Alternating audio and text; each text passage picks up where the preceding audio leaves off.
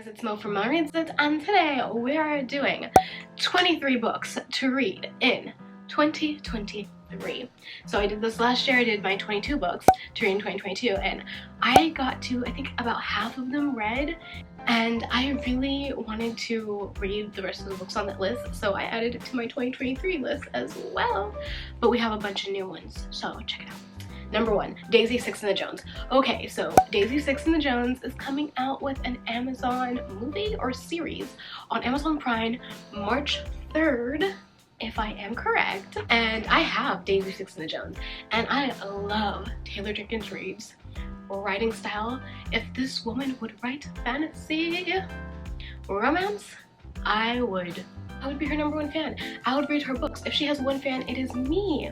If she wrote fantasy romance, I feel like it would be epic. Her writing is so chef kiss. Book 2, The Stolen Heir by Holly Black. This is a spin-off series from the Wicked Prince trilogy. I don't know if that's the right name for it, but I'm excited for it. I read that trilogy in 2022, loved it, annotated it. My only regret is that I didn't vlog it for y'all. So we will finally get the story of Og and his love life, and you know, I'm ready for it. I'm not a big fan of Tease and Valiant and Ironside, but Jude's story and Jude characters, I'm here for. Cardian, awesome. Dex, These Infinite Threads by Tahara Mafi. I read This Woven Kingdom in 2022. It was a 5-star read for me, and I adored it. I can't wait to read it again this year. I will probably reread it before I read the sequel. And you know what? I'm just gonna vlog it for y'all. Swordcatcher by Cassandra Clare. Okay, so I have to read this because I like Cassandra Clare's Clockwork Princess trilogy. I like The Last Hours trilogy, and overall I think she's a good writer. Like YA Mo, when I found her, loved City of Bones and City of Ashes and all the rest of them, but adult Mo is just like, they're okay now, but Clockwork Princess, she still has my heart. So Swordcatcher is really a curiosity read. I really want to know, like, what is she gonna do with this? How is she gonna bring this story to life? What is it even about? I think this is her debut into adult novels, but I'm not entirely sure. Ooh, next, Iron Widow. So I've seen this all over TikTok, and I just want to read it. Like, I don't know exactly what it's about, but I've seen it on TikTok, and that's enough for me to be curious. Arva Ends by Chloe Gong. Oh my gosh, all over TikTok. And there's a spin-off series, I believe it's Our Foul Lady or The Foul Lady Fortune, which is also one of my 23 books to read in 2023. But I believe that The Foul Lady Fortune is actually a spin-off series of These Violent Delights. But don't quote me, because I don't know what either books are about. And I think These Violent Delights is a retelling from Shakespeare, but I'm not sure. A Deadly Education by Naomi Novik. So I was supposed to read this in 2022. I actually picked it up from the library twice. I never read it, and I really just need to. Is it good? I don't know. Y'all tell me in the comments below. The Final Empire, Mistborn by Brandon Sanderson. So I read Skyward by Brandon Sanderson and the sequel to that, and I really liked it, but it definitely gave me day in the life of a pilot student, and I didn't really care for that storyline. The only thing that redeemed it was the ending, the action-packed ending. But when I read the sequel for that book, I think it's Skyward and like Starlight, maybe? I don't know. I don't remember. It was pretty much the same book, but in a different setting with different characters, which didn't click for me. And then someone on one of those videos I talked about that book, someone commented, read Mistborn. You will not be disappointed. It's nothing like Skyward. And I was like, you know what? I'll take your word for it. I was expecting when I read Skyward to get all that Brandon Sanderson hype. Like, you say Brandon Sanderson in the book world, and there is so much hype. People are surprised when you haven't read the books. They're, I think, going to become classics eventually. I don't know. I'm just talking. But I want to read them. I know it's sci-fi, and that's about it. That's all I know, but I want to read them. We're gonna try it out along with The Way of Kings. I really wanted to read this last year. I never got around to it. I'm just done with library games. I really am. That's why you see me started buying a lot of books like mid-year and upwards, because I was on library waiting lists for 6+ months, and I was just like, this is ridiculous. And I don't drive a lot, so it's hard for me to go to the library to get the books, and it was just a mess. So Yeah, I started to get physical books and I'm doing lots of audibles. Audiobooks are where it is at. Next, The Priory of the Orange by Samantha Shannon. This book is a Goliath. It is a chunker of a book. If you need a weapon as a book, this is the book you need to reach for. Anyway, I don't know anything about this book, but I know it's a chunker and I really want to read it. I think it's fantasy, I think it's sapphic, I don't really know, nor do I remember. But I feel like I was supposed to read it a long time ago and I just never did and I forgot about it, and now I remembered. Atlas 6 by Olivia Blake. So this had lots of hype 2022. I believe it was like the self-published version came out and then it got so much hype from like Book Talk that a publisher picked it up and it was like released, and I really don't know what it's about, but I want to read it, and I believe it's Dark Academia. Dark Academia. Next, Spells for Forgetting by Adrienne Young. So I've read a few Adrienne Young novels. I read Fable, Namesake, and The Girl in the Sky. What's it called? I don't know what it's called, but this one I gave 5 stars. I read it recently and it was so good. It was about Vikings, I believe. And I hadn't read a Viking story all year, so it was like a fresh palate cleanse. It was simplistic, the writing was nice, the adventure was good, it was enemies to lovers, and I just really enjoyed it.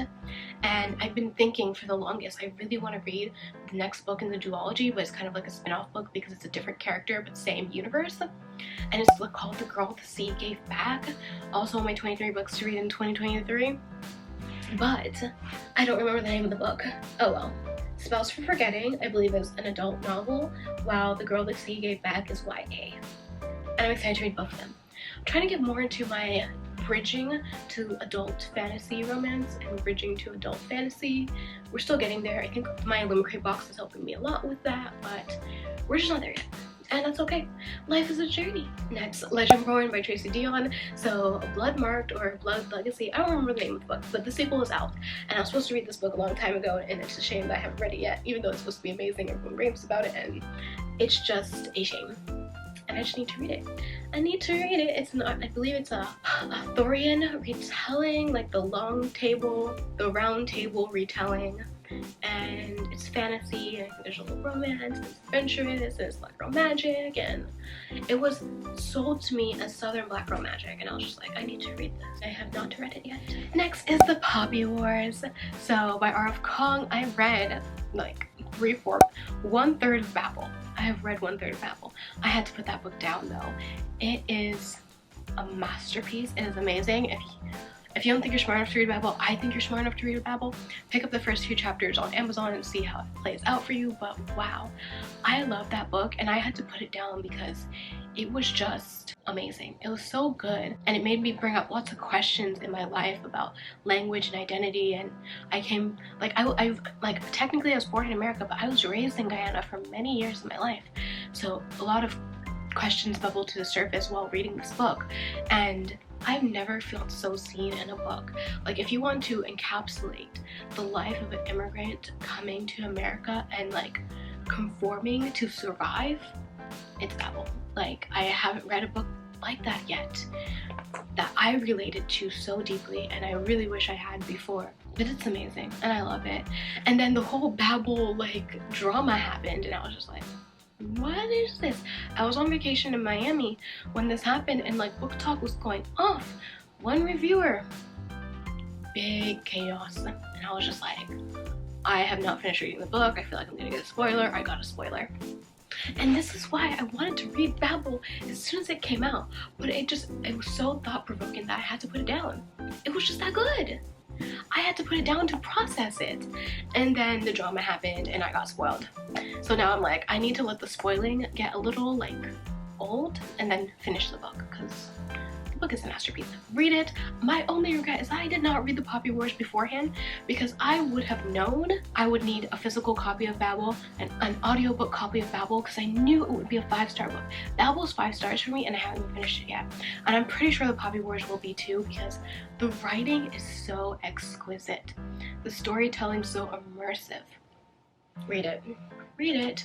If you read any book on this list, read Babel. And Babel's not even on this list. The Poppy Wars is. Children of Blood and Bone. So this was one of my big books. This was on my list for 2022. I never got to it. I legitimately forgot about it. It's at the back of my bookshelf. And I knew putting it back there I was gonna forget about it, but yeah, I totally forgot about that.